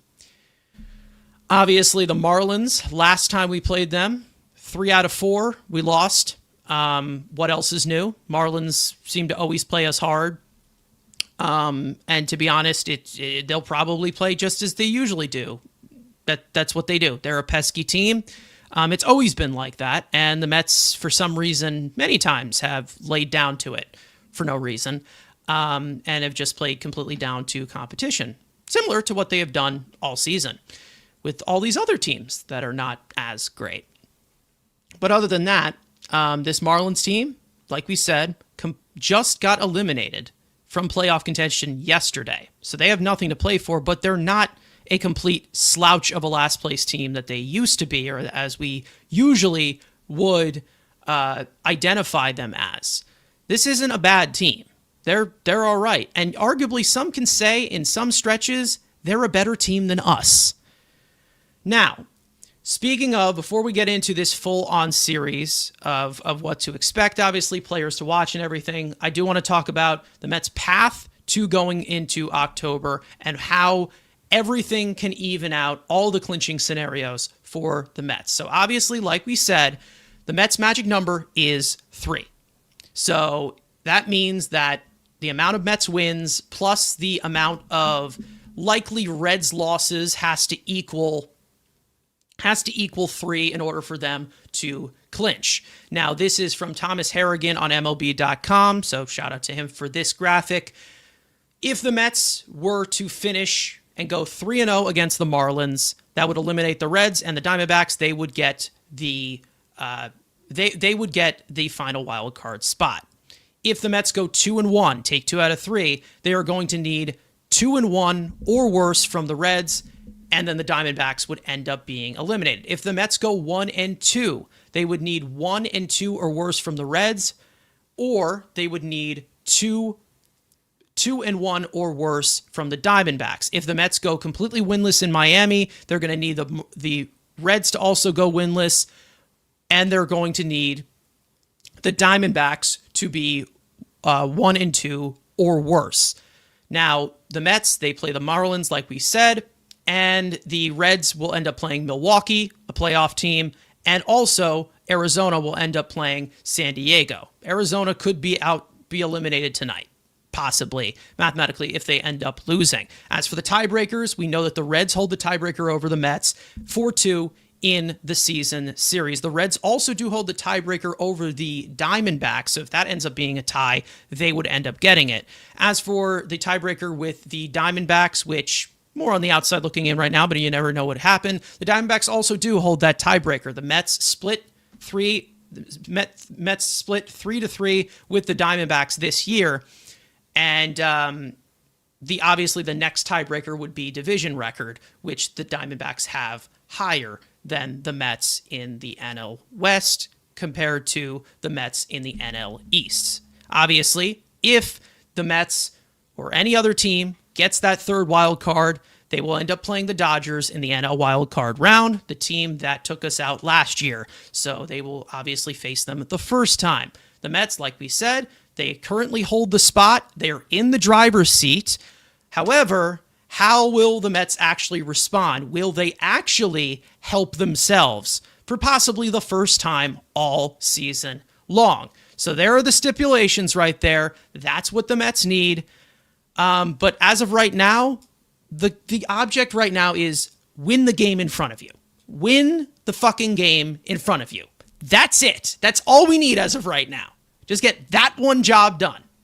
However, you get into your opponent, the Miami Marlins, who are no slouch. Like we said, they are just 5 games worse than the Mets record-wise. They're not that bad. They're in third place. They've been in third place for a lot of the season with the Braves and Nationals pretty much treading water all year. So this is not a bad Marlins team by any means. They have some good players. But, as for the outlook on this team, I mean, Frank, again, we've seen plenty of times this team completely destroy them. So let's hope they get them on a bad day, I guess. I don't know what to say, because Of course it's the Marlins. Of course it goes down to the Marlins. Because why not, right? Why not? The pitching matchup is not fun. I mean, Sandy, No. he has had a good season, but the last time he faced the Mets, he totally shut them down. Looked like prime Sandy. So how he's going to do this time, who knows? You know what I mean? It's like, are you going to get the 2025 version of Sandy or the one that faces the Mets version? That's the first question to ask yourself. Yuri Perez and Edward Cabrera are not fun days at the office. Like, those are two pitchers that are talented. They have good stuff. Haven't had the greatest seasons in the world, but on any given day, they can put together a quality start. And then on the flip side, if you are the New York Mets, can you say that Sean Manaea is going to give you a quality start? Can you say that the TBD/TBA, who might be David Pearson, is going to give you a quality start? You can't say that confidently. So I think no matter what, it's not going to be easy. Like, all the scenarios that you showed, it is not going to be easy. I don't see the Mets sweeping because the Mets haven't really done that a lot this season. They have not done a good job of sweeping series. So I can't predict that they're going to do that. So they're going to need the Reds to lose at least one game. And Milwaukee, they don't have much to play for. I mean, they might still be trying to do home field between them and the Phillies. I haven't checked the standings on that lately because I'm more concerned with the Mets, but maybe Milwaukee has a little bit to play for now, so they'll give the Reds a little bit of a tough time. Milwaukee and San Diego both have to play for because they have, like, with the Cubs, home field advantage. That's San Diego. And right. Then, so the Padres still have a chance at first wild card, mathematically speaking. So they have something to play for. So it's not like they're just going to lay down. And if we're going by the philosophy that, oh, well, the Marlins are in the Mets division, they're going to play them tough. Well, the Brewers are in the Reds division and the Padres are in the Diamondbacks division. So by that theory, everyone should be trying because you don't want your division rival to make the playoffs if that's what we're going based off of. But when you look at the Marlins as a whole, you might not see a ton of talent up and down the lineup, and on paper, and that's what I said in the beginning, but on paper, you say, oh, the Mets win this series. Look at all the stars the Mets have. They have Juan Soto. They have Lindor, Pete Alonso. You can go on and on about all the talent the Mets have, and then you look at the Marlins, and you're like, oh, well, they don't have the same amount of guys. It doesn't matter. Talent does not always mean that you're going to win games, and especially when it's Mets Marlins. They've had way, way, way worse teams than what they have this year that have beat the Mets, good Met teams, far too often. And because of the games that the Mets have lost to the Marlins earlier this season is why this series means so much. And like you mentioned, whether it's the Nationals, all the other teams they face, all those lackluster performances, all those embarrassing losses, all the games that they blew, all the games that didn't come back in the ninth inning, all led you to this point of needing to do very well in this series. Not win a game. You need to win multiple games in this series to really feel like you have a good shot, because can I bank on that the Reds are going to lose, to get swept, that the Diamondbacks are going to get swept? I mean, they're fighting for their life too. You know, they want to make a good story here. So I just think overall it's going to be tough. Like, it's going to be close. That's the thing that I know for sure. These games will be very tight, and we'll see what they're made of. Like, again, it's a good test in a way. It's kind of a good preparation for the playoffs because you're going to face good starting pitching and they're going to be close games. So you get a little bit of a practice run, so to speak, with that whole scenario. So it's stressful. Anytime you face the Marlins in the season, like, no matter what you think back to those years where it didn't work out, you want to flip the script. I mean, that you really want to give you some positive energy and feel like you could trust the team and have some confidence. But again, like we said, they've just had so many different things go wrong for them this season, whether it's they're playing the field, the bullpen, the rotation, the lineup, the hitting with runners in scoring position. And we've seen so many different issues pop up for this team, not hustling, not sliding, not knowing what base to throw to, mental mistakes, like all the different things that have gone on this season, bad managing. Like, we've had so many different things lead us to having a record barely above 500. Can you just get it together to make sure you make it to the postseason? It's a lot of questions, and we'll find out in a few minutes if they have some answers. Yeah, we'll find out. It seems like a lot of their hitting has been middle of the pack, except for the power department. Obviously, on this Marlins team, Jacob Marcy, ever since he was called up, has been phenomenal for them. He's been their regular leadoff hitter. Obviously, Xavier Edwards. That guy gives me nightmares. I hate that dude. I'm sure he's a nice guy in general, but if I see him on the field, I get pretty scared because he just destroys the Mets. Kyle Stowers is injured, so that's their best hitter. That's huge. OPS over 900. Yeah. Their only all-star. He was fantastic. Has had a phenomenal season. It was cut short due to injury, so they will not see him. But like I said, Jacob Marcy, he's had a really good stretch since getting called up. I mean, they've had some other guys who have contributed fairly well down this stretch and has given them some promise for their future. Will they build on it? The Marlins usually don't, but they look like they are going to build on it, and they look like a World Series team when they play us. So what the hell do we know? Like we said, Sandy is on the mound tonight. He struggled all season. He looked sharp against us the last time out, so maybe there is some adjustments that are made. Probably another reason as to why Mark Vientos isn't in the lineup tonight, not just because of the whole small little kerfuffle that he had with him last time out, but he also looked completely lost against him. He was one of the guys who was in big spots not doing well. And then Edward Cabrera is obviously solid arm. Maybe that game doesn't count if the Mets actually step up in these first two games. Yuri Perez, if we do so recall, he gave up like 10 runs to us in the first 2 innings. The last time at Citi Field, that was like the only game I think they won. That was Jonah Tong's debut, I recall. So hopefully they have the book on him. But again, pitchers make adjustments too. So we'll see. I don't think they're going to completely score 10 runs on him again. But again, they have talent on this team. You can't just sit here and say, well, it's the Marlins. They should beat them. They have talent on this team. It's not talked about a lot and possibly doesn't go anywhere because the Marlins have just not had that great direction for years. But when it all comes down to it, they're not a slouch. This isn't a slouch of a team. They're one of the best in the league with runners in scoring position. They are one of the best teams. They also don't strike out that much either. So again, they're going to be pests. They've always been pests. They were pests 18 years ago. They were pests 17 years ago. Again, it just slay the demons. They slayed the demons last year in Atlanta. Do it. Do it for your Mets forefathers. Do it. Do it for the struggle that we saw in those last 2 years at Shea Stadium. Do it for them. That's all we ask. Do it for the great Willie Randolph, who got fired because of it, who had to lay on his own sword. Do it for him. That's all we ask. Anyways, some players to watch in this series, obviously, either matchup wise, guys that we want to put a spotlight on going into this series. Lot riding on it, like we said. Playoff hopes all come down to this. Frank?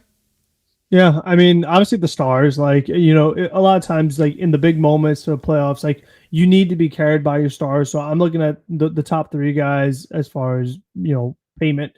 Lindor, Soto, Alonso. I'm sure the media wants to paint the whole narrative. Oh, these Alonso's last 3 games as a Met, is he going to really make them count? That's something you want to see. Cedric Mullins is a nice shout out. I want to see him do something since we're putting talent on the bench, whether that's in the field or at the plate. We get anything from him, that would be wonderful. But still some other guys too. I mean, we talked about the core. Do we want to keep this core going forward? So even if it is Alonso, Nimmo, and McNeil, like those are the other 2, like what can you provide? So I am also curious. One more guy is Brett Beatty, only because he was not really a factor in the postseason for the Mets last year. So this is like the first kind of postseason test for him. These are the big games for him as a young player in player development. How does he perform with that? So I'm definitely looking at those guys. And then you mentioned the bullpen earlier. They've been pitching well lately.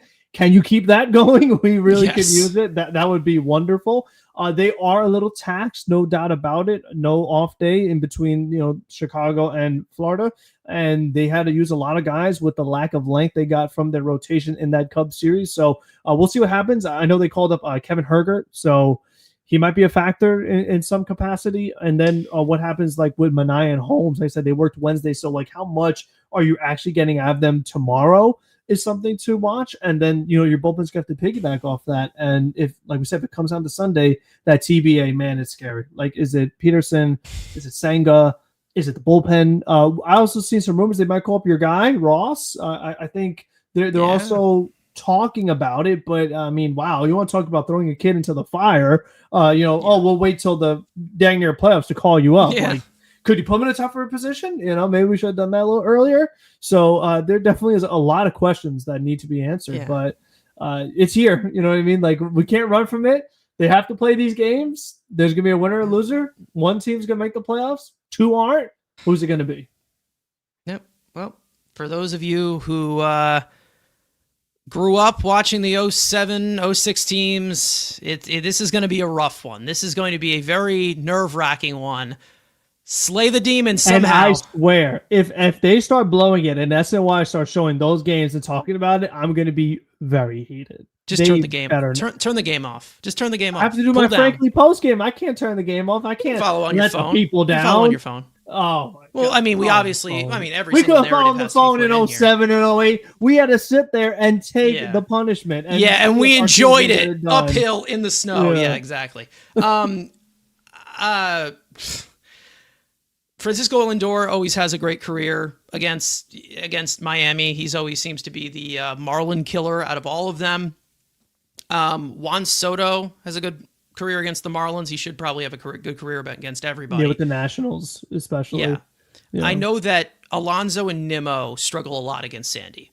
So I don't know what's going to be the deal with that. Hopefully there's some adjustments that are made. I'm pretty sure McNeil has a good career against Sandy.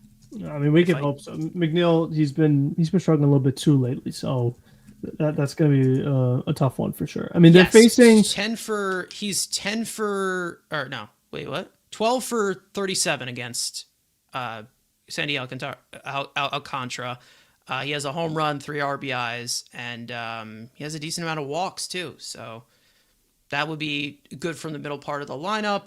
And then the last guy that I'm going to, obviously, I'm going to actually talk about Brandon Sproat, who I think Sproat is definitely a key to this. I think that it is lined up well for him. He doesn't have Vientos in the field. He does not have, the infield is set probably to the best defensive ability as of right now. McNeil and Nimmo are 9 center. Marte's not in the outfield. He doesn't have Siri the way that he screwed him that way. Obviously, Mullins has not been great defensively, but keeping the ball on the ground, we know that he is, big sinker ball pitcher. He gets ground balls. He's effective. He could be explosive if he needs to, but again, utilizing that sinker, able to put the ball on the ground, I feel like that is going to be a recipe for success now that he has Beatty at third base, who's obviously been the best out of him or Vientos.